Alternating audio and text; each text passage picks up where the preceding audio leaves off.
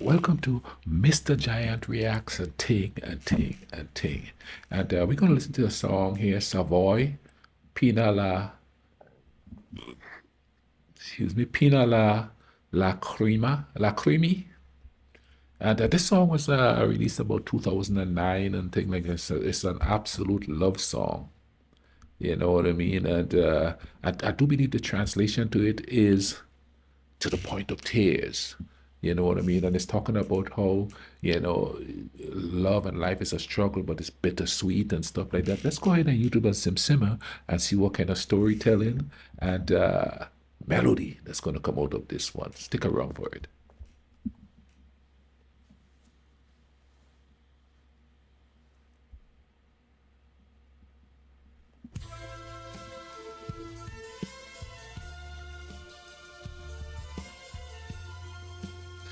Baseline, I hear a baseline.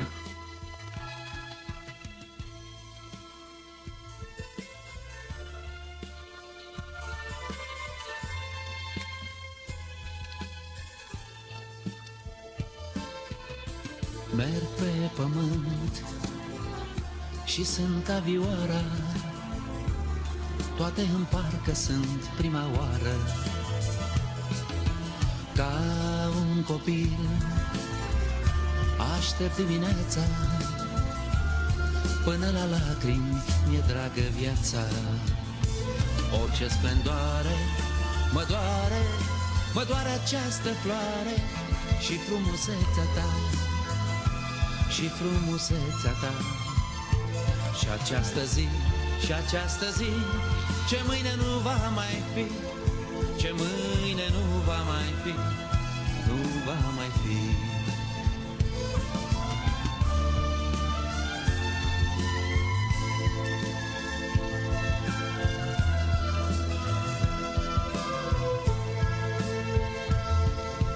Cu duși fiori spun mamă și tată, parcă îmi văd părinții prima dată.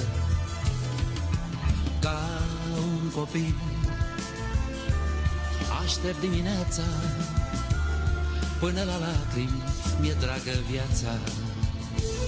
Orice splendoare mă doare, mă doare această floare și frumusețea ta, și frumusețea ta.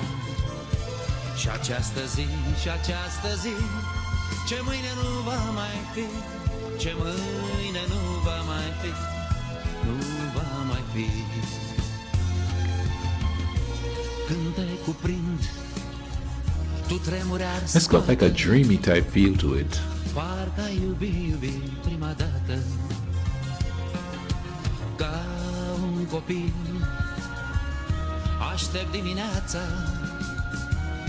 până la lacrimi mi-e dragă viața. Orice splendoare mă doare, mă doare această floare și frumusețea ta, și frumusețea ta. Și această zi, și această zi, ce mâine nu va mai fi, ce mâine nu va mai fi, nu va mai fi.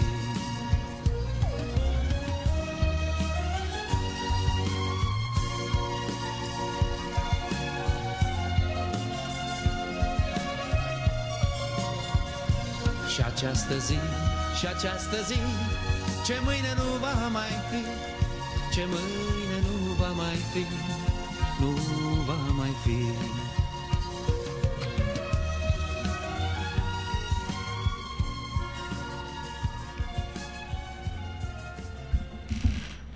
Oh, that was beautiful. That's that type of song that makes you think about faraway romantic places and things that you would like to do. Now, I'm gonna get a little personal here and thing. You know what I mean? I've spent so much time alone lately. I've been thinking maybe it's time for me to get out there and explore the dating scene. See what's going on out there and all of that. With all the craziness that's going on when it comes to stuff like that. You're kind of wary. Now, the thing about me is, if I'm gonna go there with somebody, it's hard for me to get over it. And most people wouldn't admit that because that might sound like it's weak or something like that.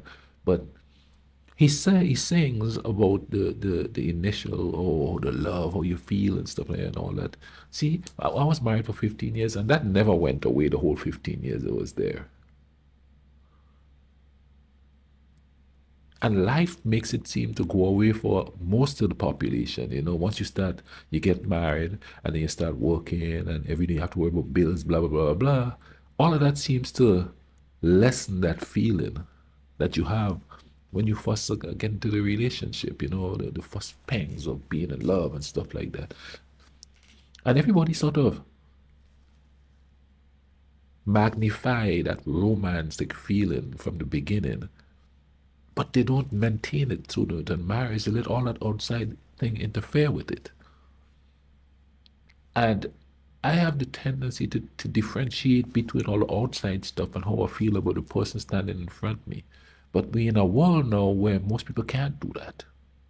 They let that outside thing interfere how they deal with situations. And I think that's one reason why I've stayed single this long, because I could just tell that they're going to let outside influences get in the way of what's going on. Like I could go to work and have a really bad day and come home and I see that person and the feelings are there. And the thing about me is, like I said, it's going to take me a while to get over it. I ain't got that much time. That's why I want to make sure, that the person is in the same wavelength as I am. Because after I got divorced, it took me years to actually, for that feeling to subside. You know what I'm saying? Because, and the thing about it is you live in a society where you have to hide that because you either think you're weak or the other person don't feel that way. And I know a lot of people gonna relate to what I'm saying because they've been there and they have those feelings. They wouldn't admit it like I'm admitting it. They wouldn't, because it's gonna make them feel weak. Or it's gonna seem vulnerable and stuff like that. But is vulnerability such a bad thing? It's just being vulnerable with the right people or the right person.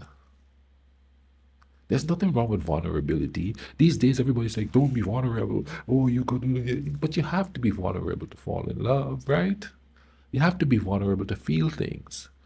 And a lot of us are going through life trying hard not to be vulnerable and be miserable because that vulnerability is part of the whole romantic feeling and stuff like that, just to let go. Society have gotten us to the point where we just can't separate love and romance from all the crap that they have coming out around us. You know what I mean? You have to have this, you have to have that, and you got to go here, and nobody really goes on picnics anymore, or they come from work and you have something set up, so the person could eat. And I know some people do that, but it's usually the two people aren't on the same page because they don't have that connection. And a lot of people don't have the connection because instead of paying attention to the person that they're falling for, they're falling for the image of the person, what the person look like. That's the person I'm attracted to. But romance and attraction is a far smaller.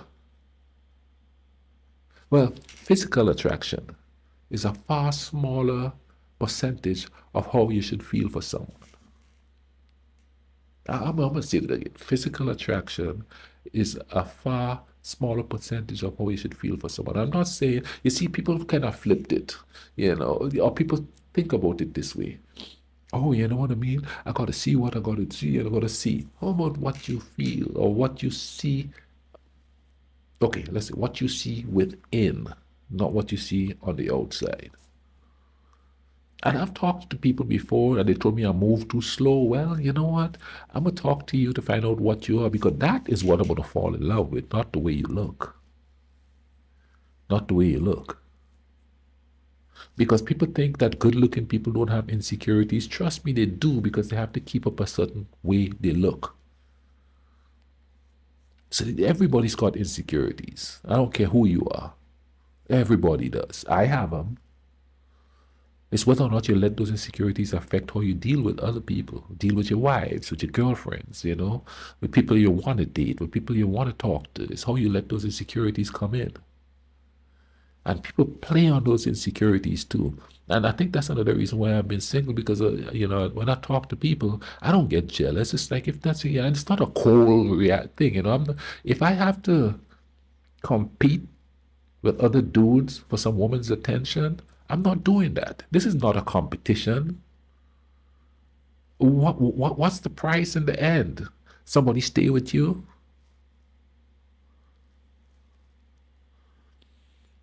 And especially in today's world, you don't know if that person is going to stick around. Because anybody who makes you fight for them or compete for them, you won't be competing the whole time you're dating that person. The whole time you're married to them, you won't be competing. The precedence you set during the dating stage is going to go right through the marital stage. You're going to always be competing. That person, if that person makes you jealous and you react whenever you're dating, boom, that's what they're going to use when the time comes. People just relax and be vulnerable. You know what I mean? And you'd be surprised the people that you think is going to mess you up. If you get to know them instead of you get to see them, they're going to be on the same page. You know what I'm saying? And this is not advice. This is just how I see it, and I believe how it's going to work. And I think how it's going to work for me. Maybe it might work that way for you. And I ain't going to keep babbling. Let me tell you this. If you want to support the channel, could use a super thanks, or there's links in the description where you could send gifts. That'd be much appreciated. It's going to go back to helping the channel and stuff. If the computer goes bad or, a mic goes out, I could be able to buy another one and stuff like that. So you want to do that? That's up to you. It'll be much appreciated. In the meantime, y'all take care of each other. Let's bring some peace to this world, goodwill to this world, and let's make vulnerability trending to the right people, of course.